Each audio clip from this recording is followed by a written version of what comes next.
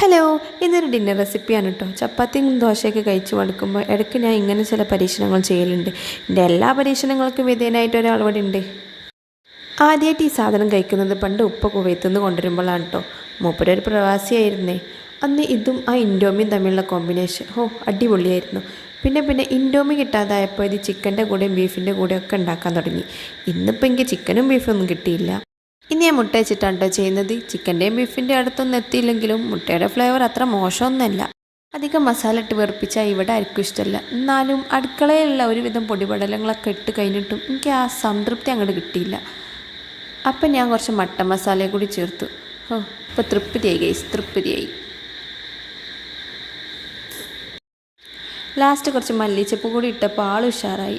അപ്പോൾ okay guys, ഇത്രയേ ഉള്ളൂ ഇന്നത്തെ വീഡിയോ. Thank you, by.